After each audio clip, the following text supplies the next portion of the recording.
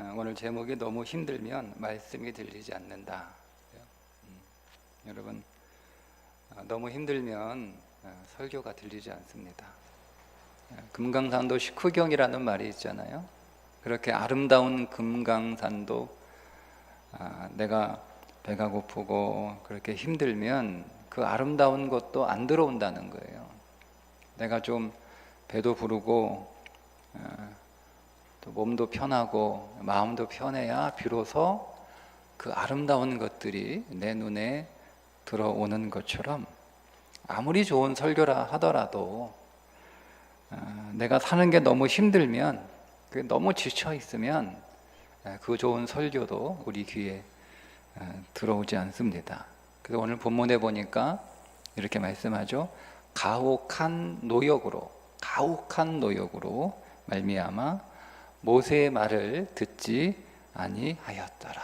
모세가 너희들 해방시켜 주겠다, 너희를 거기서 건져 주겠다라고 하는 말을 함에도 불구하고 그들이 너무 힘드니까 그 소리가 들리지 않는 거예요. 모세가 바로한테 가서 우리 백성들 데리고 나가 광야에서 예배드리고 싶다 이렇게 얘기하니까 바로가 뭐라고 대답합니까? 배부른 소리 하네 이렇게 대답해요. 배부른 소리 하네. 이렇게 배불러가지고 쓸데없는 생각한다 라고 말하면서 노역을 더 심하게 했죠. 그래서 출애굽기 5장 9절에 보면 바로가 이렇게 지시를 합니다. 그 사람들의 노동을 무겁게 함으로 수고롭게 하여 그들로 거짓말을 듣지 않게 하라. 그러니까 이 백성들이 와가지고 모세한테 항의합니다. 너희가 우리를 바로의 눈과 그의 신하의 눈에 미운 것이 되게 하고 그들의 손에 칼을 주어 우리를 죽이게 하는도다. 살리려고 그런 거예요. 살리려고 그러는 건데 너무 힘드니까 그렇지 않아도 힘들어 죽겠는데 이제 우리 진짜 죽게 생겼다 이렇게 와서 모세한테 항의를 합니다. 백성들이 항의하니까 모세도 누구한테 가서 항의합니까? 하나님한테 가서 항의합니다. 뭐라고 얘기하냐면 모세가 여호와께 돌아와서 이르되 주여 어찌하여 이 백성이 학대를 당하게 하셨나이까? 어찌하여 나를 보내셨나이까? 나 안 간다, 나 못한다, 안 한다 라고 내가 그렇게 안 했습니까? 왜 사람 안 하겠다는 사람 억지로 보내가지고 왜 이 지경을 만들어 놨어요? 라고 이제 하나님한테 항의를 합니다. 여러분, 고난도요 적당해야 들리는 거예요. 우리는 보통 이제 고난을 하나님의 메가폰이다 이렇게 말을 하곤 합니다. 우리가 고난을 당하게 되면 듣지 못했던 하나님의 음성을 들을 수 있게 된다는 거죠. 이 광야라고 하는 히브리어가 미드바르인데요. 미드바르, 광야, 그 드바르라는 게 말씀이라는 뜻이거든요. 미는 장소라는 뜻이에요. 그러니까 말씀이 들리는 장소, 그게 광야인 거예요. 그러니까 우리가 고난의 광야에 들어가게 되면 그동안 듣지 못했던 하나님의 음성이, 하나님의 말씀이 비로소 들린다는 거예요. 그때 우리가 하나님의 말씀을 경청하게 된다는 거죠. 그래서 고난을, 하나님의 음성을 들을 수 있기 때문에 복이다 이렇게 노래하기도 합니다. 시편 119편 67절과 71절에 고난당하기 전에는 내가 그릇 행하였더니 이제는 주의 말씀을 지키나이다. 고난당한 것이 내게 유익이라. 이로 말미암아 내가 주의 율례들을 배우게 되었나이다. 그러니까 내가 고난당하기 전까지는 도무지 하나님의 말씀이 들리지 않았다는 거죠. 그런데 내가 고난을 당하고 보니까 비로소 내가 하나님의 말씀의 귀를 기울여 그 하나님의 말씀의 길을 걷게 된 이 고난이 오히려 내게 유익이다 이렇게 노래하고 있는 건데, 그런데 여러분, 고난이 너무 심하면, 적당히 심해야지, 고난이 너무 심하면 하나님의 말씀 들리지 않습니다. 근데 이상하잖아요. 하나님은 우리가 도무지 듣지 않으려고 하니까 하나님이 고난을 주셔서 우리를 비로소 하나님의 말씀에 경청하게 하시는 것이 하나님이 주시는 고난인데, 근데 어떤 고난은 하나님의 말씀이 들리는 게 아니라 아예 그 말씀이 들리지 않는 고난이 또 있다는 거예요. 그러면 여러분, 하나님의 말씀을 듣지 못하게 하는 이 고난은 그러면 누가 준 것일까 하는 거죠. 여러분, 출애굽기 5장 9절을 다시 제가 읽어보면, 그 사람들의 노동을 무겁게 함으로 수고롭게 하여 그들로 거짓말을 듣지 않게 하라. 누가? 바로가 내린 명령이란 말이에요. 그러니까 여러분, 우리로 하여금 오히려 더 하나님의 말씀을 듣지 못하게 하는 고난은 하나님이 주신 고난이 아니라 사단이 준 고난이죠. 우리가 평안할 때 하나님의 음성이 들리지 않습니다. 이스라엘 백성들이 그렇게 400년 동안 편안하게 이렇게 살 때는 하나님의 음성이 들리지 않았어요. 먹고 살기 힘들어서 부자 애굽으로 이민을 갔단 말이에요. 그들이 처음 이민 내려갈 때는 금방 들어올게, 금방 돌아올게 하고 갔을 거 아니에요? 그런데 거기 가서 살아보니까 너무 좋은 거야. 너무 좋으니까 하루만 더 하다가 수백 년이 흐른 거란 말이에요. 여러분, 그 동안에 하나님께서 이스라엘 백성들에게 약속의 땅으로 돌아오라고 말씀을 왜 안 하셨겠습니까? 그런데 안 들리는 거예요. 배부르면 안 들려요. 적당히 배불러야지 너무 배부르면 안 들리는 거예요. 이 부자 라오디아 교회가 그렇잖아요. 라오디아 교회를 향해서 성경이 뭐라고 말씀하냐면, 곤고한 것과 가련한 것과 가난한 것과 눈먼 것과 벌거벗은 것을 알지 못하는도다. 이게 라오디아 교회에게 하시는, 너희들 너무너무 곤고해, 너무너무 불쌍해, 너무너무 가난해, 너희들 다 벌거벗었어, 이렇게 말씀하시면 라오디아 교회 교인들은 다 부자거든요. 그게 안 들려요. 그런 소리는 저기 가난한 빌립보 교인들한테나 하시고, 그러니까 우리는 지금 잘 먹고 잘 살고 있으니까 아무런 문제 없으니까 그런 소리 마세요 라고 한 거라는 거예요. 그러니까 안 들리는 거예요. 그러니까 여러분, 그 라오디아 교회를 향해서 내린 처방이 뭐냐면 이렇게 처방을 하세요. 내가 너를 권하노니 내게서 불로 연단한 금을 사라는 거예요. 뭘 사라는 거예요? 불로 연단한 금을 사라는 거예요. 그러니까 고난을 돈 주고 사라는 거예요. 고난을 돈 주고 사지 않으면 너희들 고칠 수 없어 라고 말씀을 하시는 거예요. 그러니까 여러분, 고난은 불로 연단한 금이잖아요. 고난은 하나님의 말씀이 들리기 때문에, 하나님의 음성이 들리기 때문에 금 같은 복이라고 말씀하고 있는 거죠. 애굽에 갔던 이스라엘 백성들이 요셉이 죽자 그 요셉을 모르는, 즉 요셉을 알지만 왕조가 바뀌어요. 요셉을 모르는 왕조가 들어서면서 고난이 시작이 됩니다. 그동안 수백 년 동안 잘 살았어요. 하나님 없이도 잘 살았어요. 그런데 그 하나님 없이도 잘 살던 시절이 이제 끝난 거잖아요. 내가 내 부모 덕분에 잘 살았어요. 부모가 뿌린 믿음의 씨앗, 부모가 뿌린 눈물의 씨앗, 내가 그것 때문에 잘 살았어요. 내가 오래전 젊었을 때 하나님 앞에 헌신하고 하나님 앞에 충성하고 또 눈물로 기도했던, 내가 옛날에 뿌려두었던 그 믿음의 씨앗 덕분에 내가 지금 잘 살았어요. 그런데 여러분, 그게 유효기간이 끝나요. 그러니까 요셉이 뿌려놓은 그 씨로 잘 살았어요. 그런데 요셉이 뿌려놓은 게 끝나니까 고난이 시작되는 겁니다. 처음에는 견딜만 했던 것 같아요. 왜냐하면 곧 끝날 거라고 생각을 했던 것 같아요. 조금만 견디면 또 이제 다시 좋은 시절 오겠지. 요셉을 모르는 왕조가 들어서 가지고 이런 거니까 저 왕이 죽고 그러면 이제 다시 좋아질 거야. 뭐 인생이 항상 뭐 어떻게 좋을 수 있나, 이런 날도 있는 거지, 조금만 더 견디자, 이렇게 했던 것 같아요. 그런데 여러분, 이 고난이 끝나지 않는 거예요. 계속 되니까 그 고난이 계속 이렇게 쌓일 거 아니에요. 그러니까 이제 드디어 한계에 도달하게 되어 하나님께 부르짖습니다. 그동안은 기도하지 않다가 하나님께 부르짖어요. 이스라엘 자손은 고된 노동으로 말미암아 탄식하며 부르짖으니, 그 고된 노동으로 말미암아 부르짖는 소리가 하나님께 상달된지라. 하나님이 들으시고 하나님이 일하시기 시작하려고 하는데 누가 더 이제 일하는 거예요? 사단이 일하는 거예요.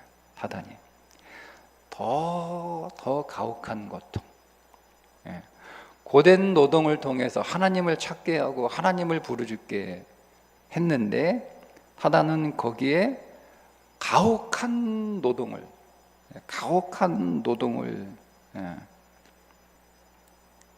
그래서 가혹한 노동으로 말미암아 들리지 않았더라, 이렇게 말씀하고 있는 거예요. 그러니까 처음 이스라엘 백성들이 애굽에서 당한 고난은 고된 고난이에요. 고된 고난. 근데 그 이후에 사단이 하나님의 음성을 듣지 못하도록, 하나님의 말씀을 듣지 못하도록 가한 고난은 가혹한 고난이에요. 고된 노동을, 그들이 고된 고난을 겪을 때는 하나님의 음성을 듣고 하나님께 기도하고 하나님을 찾았단 말이에요. 그런데 가혹한 고난이 닥치니까 이제는 하나님의 말씀이 들리지 않습니다. 여러분, 그러니까 고난은 두 종류가 있는 거죠. 우리로 하여금 기도하게 하는 고난이 있고, 반대로 기도 못하게 하는 고난이 있는 거예요. 그러니까 기도하게 만드는 고난은 누가? 하나님이 주시는 은혜의 고난이고, 기도하지 못하게, 하나님의 음성을 듣지 못하게 만드는 고난은 사탄이 준 고난이다, 이렇게 구분할 수가 있습니다. 내가 지금 기도할 수 없어요. 너무 힘들었어. 하나님의 말씀이 내 귀에 들리지도 않아요. 너무 힘들었어. 그런 중에 혹 우리가 있다면, 이건 하나님이 주시는 은혜의 고난이 아니고 나로 하여금 하나님께 가까이 나가지 못하게 하려고 방해하는 사단이 준 고난이다. 여러분, 그렇게 생각하시면 맞습니다. 자, 그러면 그때 하나님이 모세에게 뭐라고 말씀하시는가? 모세가 가서 하나님한테 얘기하죠. 하나님, 이제 못하겠습니다. 더 이상 못하겠습니다. 상황이 더 나빠졌잖아요. 우리가 하나님 예배하려고 하니까 더 힘들어졌잖아요. 하나님, 저 이제 안 하겠습니다. 그러니까 하나님이 모세에게 하시는 말씀이 뭐예요? 더 세게 나가야 된다는 거예요. 더 세게 나가야 된다. 출애굽기 6장 1절에 여호와께서 모세에게 이르시되, 이제 내가 바로에게 하는 일을 네가 보리라. 강한 손으로 말미암아, 강한 손으로 말미암아 바로가 그들을 보내리라. 강한 손으로 말미암아 바로가 그들을 그의 땅에서 쫓아내리라. 강한 손이에요. 강한 손에서. 그러니까 여러분, 사단이 오늘 우리를 세게 공격하면 우리는 그게 무서워가지고 뒤로 물러서니까 우리는 더 세게 나가야 되는 거예요. 더 세게 나가야 여러분 승리할 수 있습니다. 왜 더 세게 나가야 되냐? 사단이 주는 고난이기 때문에 그렇습니다. 그러면 더 세게 나가야 되는 거예요. 여러분, 이때부터 오늘 우리의 씨름은 고난과 씨름하는 게 아니에요. 사단과 씨름이어야 되는 거죠. 그래서 모세가 바로하고 총 10번의 씨름을 하잖아요. 10번의 씨름. 근데 결국 승리하지 않습니까? 여러분, 욥이 감당하기 어려운 재앙을 당했어요. 거의 재앙이죠. 재앙에 가까운 그런 재난을 당하게 되었는데, 여러분, 그 재앙 여러분 아시는 것처럼 누가 준 거예요? 사단이 준 거잖아요. 하나님이 준 거 아니잖아요. 사단이 한 짓이란 말이에요. 그런데 욥의 친구들이 뭐라고 오해를 했냐면 하나님이 내린 벌이다, 이렇게 오해를 한 거예요. 보통 그렇게 오해를 한다는 거죠. 대부분의 사람들이 다 그렇게 오해를 해요. 사단이 욥에게 내린 재앙은 욥으로 하여금 하나님을 떠나게, 하나님으로부터 멀어지도록, 하나님을 믿지 못하게 하려고 내린 재앙이었단 말이에요. 근데 여러분, 하나님이 주신 고난은 뭐냐면 오히려 더 하나님을 찾게 만들어요. 오히려 더 하나님 가까이 나가게 만들어요. 그게 하나님이 주시는 고난이거든요. 소경 바디메오가 동냥하고 있는데 예수님이 지나간다는 소리를 들은 거예요. 그러니까 이 바디메오가 크게 부르잖아요, 예수님. 그러니까 사람들이 시끄럽다고 막 뭐라고 꾸짖어요. 그러니까 더 크게 소리 질러요. 더 크게 소리 질러요. 스로보니게 여인이 자기의 딸이 귀신 들려가지고 예수님께 나왔습니다. 그러니까 예수님이 뭐라고 말씀하세요? 자녀의 떡을 취하여 개들에게 던짐이 마땅하지 않다라고 거절하세요. 거절을 당했어요. 여러분, 주님으로부터 거절 당해보신 적 있나요? 그냥 안 된다가 아니야. 미안해, 내가 바빠서 안 되겠다. 네가 가나안 여인이라 안 되겠다. 이렇게 한 게 아니잖아요. 예수님이 돌려 말하는 거지만 여러분, 얼마나 이게 모욕적인 말이에요. 그런데 여러분, 이 여인이 포기합니까? 포기하지 않죠. 맞습니다. 개들도 주인의 상에서 떨어지는 부스러기를 먹고 삽니다 라고 간청하는 거예요. 그러니까 여러분, 하나님이 주시는 고난은 더 주님을 찾게 하고 더 주님을 부르게 하고 거절을 당해도 더 주님께 나가게 하는 것이 은혜의 고난이에요. 근데 여러분, 반면에 사단이 주는 고난은 가혹한 고난, 하나님을 찾지 못하게, 하나님을 부르지 못하게, 하나님의 음성을 듣지 못하게 하는 고난이기 때문에 싸워야 되는 거예요. 싸워야 되는 거예요. 근데 문제는 기도할 힘도 없는데 싸울 힘이 어디 있어요? 그게 문제예요. 기도할 힘도 없다면 너무 가혹하니까, 인생이 너무 가혹하니까 기도할 힘조차도 없는데, 기도할 힘조차도 없는데 내가 완전히 소진된 거예요. 번아웃된 거죠. 완전히 번아웃된 거예요. 뭔가 내 삶의 의욕의 불이 다 꺼진 거예요. 불씨도 안 남았어요. 완전히 다 꺼져 버렸어요. 그래서 기도도 못 하는 건데 무슨 힘으로 싸워요? 무슨 힘으로 싸워요? 기도도 할 수 없는 사람한테 무슨 힘으로 싸우라 그래요? 성경에 이런 사람이 한 명 나오죠. 완전히 번아웃 됐어요. 완전히 소진돼 가지고 불이 다 꺼진 사람 누구예요? 엘리야입니다. 위대한 선지자 엘리야. 갈멜산에서 여러분 얼마나 위대한 승리를 합니까? 전무후무한 승리를 하죠. 이전에도 그런 승리가 없었고 이후에도 그런 승리가 없을 만큼 엄청난 큰 대승을 했음에도 불구하고 엘리야에게 번아웃이 찾아옵니다. 여러분, 위대한 선지자에게도 번아웃이 찾아오는 거예요. 그래서 다 귀찮아. 홀로 광야를 갑니다. 광야를 들어. 하루길, 그러니까 광야 깊은 곳으로 들어가는 거. 왜 들어갔겠어요? 죽으러 간 거예요. 죽으러.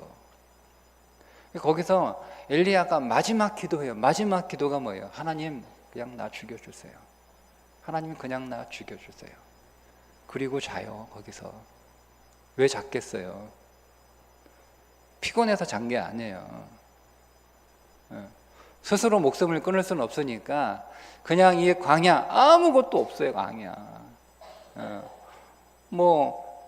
나무 그늘 아래에 누웠다고 하지만 그 땡볕에 물도 하나 없고 어디서 언제 사나운 짐승이, 배고픈 사나운 짐승이 자기한테 올 줄은, 거기서 왜 자요? 자면서 무슨 생각을 했겠어요? 안 깨어났으면 하나님 좋겠습니다. 하나님, 안 일어났으면 좋겠습니다. 그러고 누운 거예요, 엘리야가. 근데 그때 하나님께서 엘리야를 찾아오시죠? 이렇게 찾아오세요. 로뎀나무 아래 누워 자더니 천사가 그를 어루만지며 그에게 이르되 일어나서 먹으라 하는지라. 본즉 머리맡에 숯불에 구운 떡과 한 병 물이 있더라. 이에 먹고 마시고 다시 누웠더니 여호와의 천사가 또다시 와서 어루만지며 이르되 일어나 먹으라. 네가 갈 길을 다 가지 못할까 하노라 하는지라. 저는요, 이 말씀에서 두 가지 위로를 받습니다. 하나는 뭐냐면 하나님이 책망하지 않아요. 아니 이놈아, 선지자가 얼마나 믿음이 없으면 죽여달라고 하나, 이놈아. 그렇지 않겠어요, 여러분? 얼마나 믿음이 없으면 선지자가 죽여달라고 그래요. 이거 얼마나 믿음이 없으면 죽으려고 그 광야 가요. 이게 자살하려고 시도한 거예요. 얼마나 믿음 없으면 네가 그러고도 선지자냐? 이렇게 하나님 한마디 하실 만도 한데 한마디 꾸짖지도 않아요. 어떻게 해요? 하나님이 먹이고 채우고 힘들었구나. 먹이고 채우고 먹이고 채우고. 또 한 가지는 여러분 뭐가 위로가 되냐면 하나님께서 그런 엘리야에게 살아야 할 이유, 비전을 주십니다. 뭐라고 말씀하시는가 하면 네가 갈 길을 다 가지 못할까 하노라. 이게 무슨 말이에요? 네가 할 일이 있다는 거예요. 너만 할 수 있는, 네가 꼭 해야 되는, 나는 네가 필요하다는. 하나님이 그 엘리야를 찾아와가지고 하나님 나 못하겠어요. 하나님 나 이제는 아무것도 하기 싫으니까 하나님 차라리 나 죽여주세요라고 하는 그 엘리야에게 하나님이 나는 네가 필요해. 네가 할 일이 있다니까. 너 말고는 할 수 없는, 너 말고는 네가 꼭 해야 되는 일이 있으니까. 이렇게 하나님께서 비전을 주시는 거예요. 여러분, 사실 엘리야는요, 그 갈멜산에 엄청난 승리가 있은 후에 뭘 기대했겠어요? 이제는 이세벨이 좀 기 좀 죽겠지? 라고 기대하지 않았을 거 아니에요? 이거 엄청난 승리잖아요. 그 갈멜산에서 그 이방 선지자들이 다 죽었단 말이에요. 하늘에서 불이 내려가지고. 그건 소문만 들어도 이제는 이세벨이 기가 죽어가지고 꽁무니를 빼야 되는데, 아니 그럴 줄 알았던 이세벨이 더 기세가 등등해져가지고 엘리야 죽여버리겠다 이거예요. 그러니까 엘리야가 자기를 죽이겠다는 이세벨의 말이 무서워서 도망간 게 아니에요. 이런 엄청난 승리가 있으면 이제는 이세벨이 좀 기가 꺾이겠다라고 생각했는데 웬걸? 기가 꺾이기는커녕 더 기가 살아요. 더 기가 살아. 그러니까 내가 하는 게 아무런 의미가 없구나, 이런 마음이 드는 거예요. 내가 해봐야 무슨 소용이 있어. 내가 이렇게 애써봐야 무슨 소용이 있어.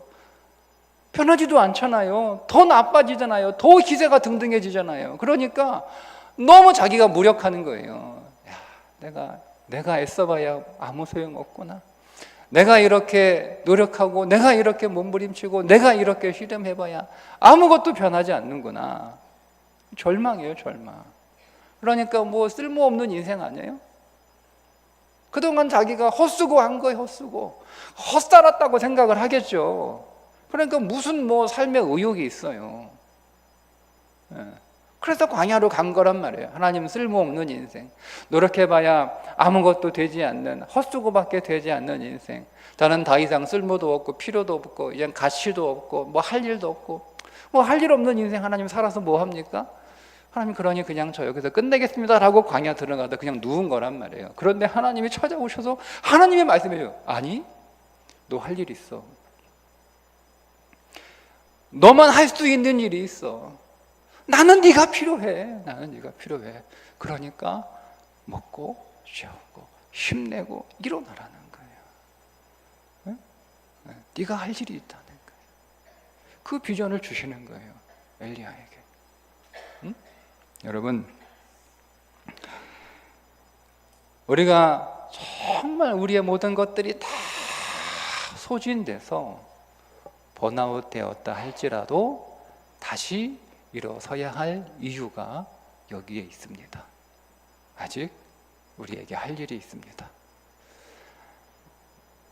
나만 할 수 있는 일이 있습니다. 하나님은 아직 여러분들을 필요로 하십니다. 여러분들이 할 수 있는 일이 있습니다. 여러분들이 아니면 안 되는, 꼭 여러분들만 할 수 있는 일이 있습니다. 그 일이 있기 때문에 우리는 포기하지 않고 절망하지 않고 다시 일어서야 되는 거예요. 그게 우리가 다시 일어서야 되는 이유입니다. 혹 오늘 이 자리에 정말 너무 가혹한 고난으로 인하여 다시 일어서고 싶지 않을 만큼 일어설 수 없는, 다 소진되고 완전히 번아웃돼서 기도도 할 수 없고 말씀도 들리지 않는 그런 힘들고 어려운 상황 가운데 그런 위기에 계신 분이 있다면 오늘 엘리야에게 찾아오셔서 회복하여 주신 그 엘리야가 받은 그 회복의 은혜가 여러분들에게 꼭 임하시기를 주님의 이름으로 간절히 축복합니다. 기도하겠습니다.